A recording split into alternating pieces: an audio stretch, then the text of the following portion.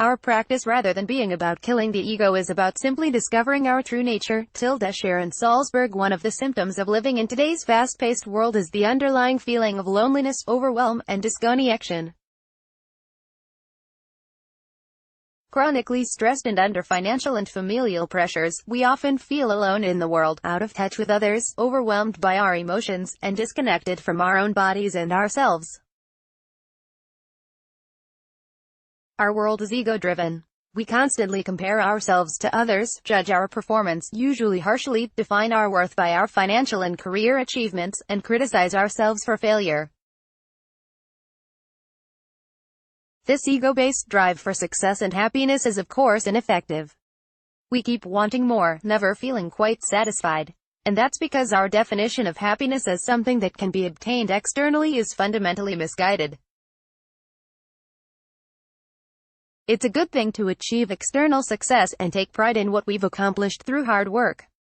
However, happiness comes when we feel fulfilled, and in order to feel fulfilled we need more than material possessions and accolades. We need to feel loved and that we belong. This feeling was always fleeting for me growing up. A difficult childhood and my highly sensitive personality meant I grew up believing that there was something wrong with me.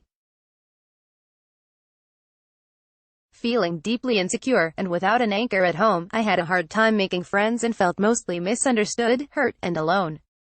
Eventually, chaos at home and bullies at school led me to disconnect, both from my body and myself. I didn't feel like I belonged anywhere, so I made myself small, almost disappearing behind a veil of hurt, fear, and shame. I associated my body with pain, and love with getting hurt. Living in my head was safe, and so I put up big walls around my heart and decided to make the best of what I was given. I compensated for internal pain and emptiness with external validation, straight A's, degrees, a career in high-tech, people-pleasing, perfecting, performing, putting on a mask to make myself look better than I felt. Eventually, I found love and friends, but the internal angst was still there, unexamined. Unbeknownst to me, my ego was in control and the driving force behind my constant search for approval and validation. This perpetual state of searching for contentment kept me feeling empty, unhappy, and alone. Running from yourself can only work for so long. Eventually, the walls I built became my prison. I had to face my pain, confront my fears, and unleash the chains I'd built around my heart so that I could go on living, not just functioning. If I wanted a fulfilled life, I had to look inside and find love there first. I had to undo years of disconnect and pain, and reconnect with my body and my heart. I had to recalibrate my life toward inner peace and joy, and away from self-focus, fear, and my perceived brokenness and separateness. Over the years I spent healing and getting back to myself, I discovered that some practices can help us drop the swelled-up ego just enough so that we can embrace our life with love. Those practices include reconnecting with our body. At some point in our lives, most of us went through a traumatic experience that left us feeling disconnected from our body. Childhood abuse, UAL trauma, a car accident, all those experiences can lead to disembodiment. Even if we were lucky enough to avoid trauma, we live in a world of chronic stress and overwhelm, which puts a lot of strain on our bodies. We often operate in survival mode and experience chronic muscle tension, fatigue, and pain. When our body has been the source of pain, we might want to disconnect and numb out in order to protect ourselves from the hurt. We end up living in our head, often completely unaware of what is going on in our body. Getting back in touch with our body is the first step in healing our soul, opening our heart, and dropping our ego. And yoga is a perfect tool here. Yoga is a gentle practice that can help us reconnect with our body. Yoga means unity between the body and mind. With breath as an anchor, flowing through poses while holding ourselves gently, we center and reconnect with ourselves in the present moment. We get out of our head and our ego-based identity, and back to our body and our true self. We quiet the mind, softening its grip as we turn to movement, being present and aware. As we tune into each pose, we begin to feel every part of our body. We start cultivating a close relationship with ourselves, exploring our own feelings, thoughts, and relationships to the poses. Yoga becomes an intimate practice for self-exploration and self-acceptance. And it slowly dissolves the ego as your heart takes center stage. Certain poses are particularly good for grounding and centering, like child's pose, tree pose, and warrior poses. There are also many heart-opening poses, like camel, bow, or bridge poses, most of which focus on rotating our shoulders, opening our ribs, and doing back bends, which release muscle tension and unlock sensation in the heart center, also great for anxiety relief. Kundalini Yoga is another practice for awakening and healing our energy body and releasing trauma, blocks, whether in our heart center, root center, or elsewhere. The important thing is to focus less on the exercise component of it and more on the mind-body-heart connection that happens when you slow down and become really present in your practice. Befriending and taming our mind. Once we've reconnected with our bodies, we need to befriend our mind, which can easily be overwhelmed by fears, worries, doubts, self-criticism, and obsessive thoughts. We can do that through meditation. Mindfulness meditation specifically helps us cultivate a sense of awareness and teaches us to look inward, observe our experience, and learn to let go. It brings to our attention the impermanence of life. As our thoughts and sensations change constantly, so does our experience. This means we can let go of our grip and take life phases, moment by moment. With the breath anchoring us in the present moment, we gain a sense of freedom from our past troubles and future worries. Our fears fall away and freedom sets in, freedom to choose how we experience life that's in front of us. With practice, we learn to notice feelings, and emotions underneath those feelings, and the thoughts underneath those. There's a freedom in that too, freedom to choose to not buy into those thoughts, to let go of them and choose differently. We learn to respond wisely to what's in front of us, choosing love instead of reacting from our unconscious programming and out of learned fear. By observing our thoughts and sensations, we learn to recognize when we are afraid, hurt, angry, or ashamed, and that awareness is what allows our ego to fall away.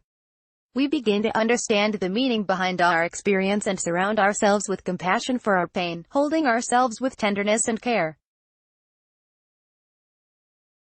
We learn to drop our fears and our beliefs about ourselves and the world, and begin to live from our heart, our authentic self. When we meditate, we start to gain a better understanding of ourselves, and our way of being starts to shift. We come into wholeness, the realization that our lives are both joyful and painful, and no, we are not damaged, we're simply human. And the best thing we can do is to love ourselves in this moment, to offer ourselves the care and compassion we need in order to feel soothed and safe. And then we can extend that love and care to others as well. We all suffer and have moments of struggle. This simple acknowledgement can open our heart and connect us all. In moments of chaos or anxiety, when our mind is restless or overwhelmed, we can do simple practices that will calm our mind and tame our inner dialogue. A particularly nourishing practice is Tara Brach's Rain of Self-Compassion meditation. By observing our thoughts and feelings without judgment, the core of mindfulness meditation, we can shift from pain to compassion in a gentle way. Another practice to try is loving-kindness meditation, popularized by Sharon Salzberg. And if sitting meditation is too hard for us, we can tap into a meditative state through movement. Rhythmic exercises such as walking, swimming, or dancing can help integrate our body, mind, and reset the nervous system through the rhythmic flow of movements that will relax and soothe our mind. These will ground us in the present moment so that we can be there for ourselves and others. Accepting and rewriting our story. If we've been running from our pain for a long time, as I once did, this pain becomes our story. Our ego is entangled in it.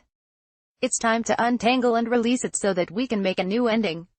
It's time to rewrite our story.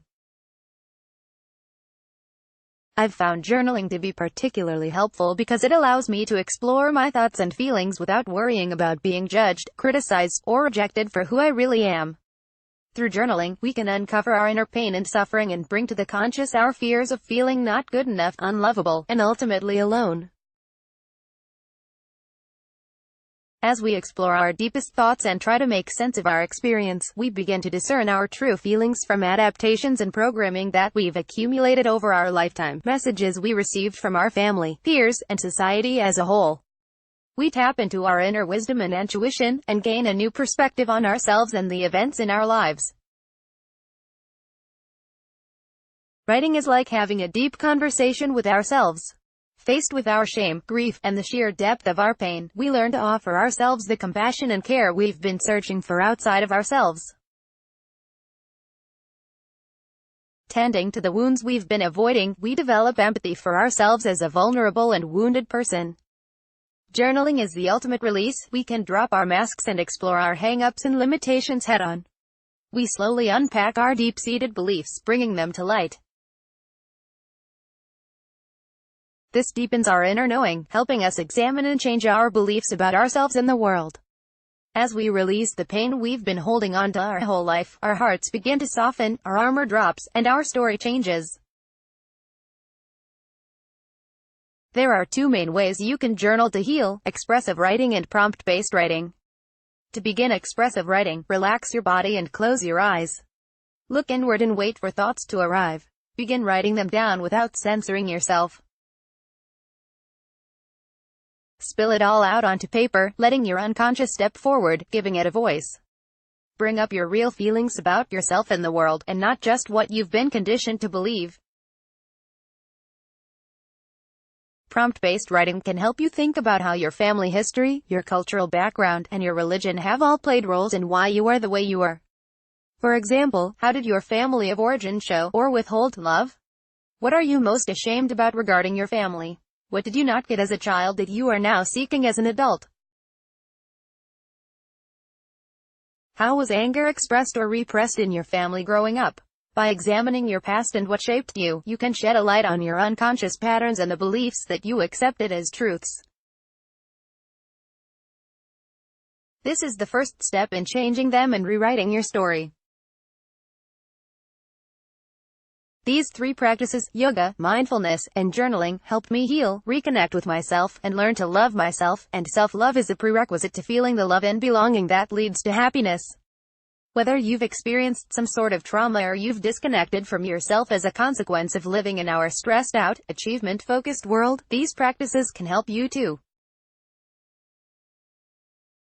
By making a little time to reconnect with your body, befriend your mind, and rewrite old stories that no longer serve you, you'll soon stop being a slave to your ego and start living a freer, happier, more authentic life.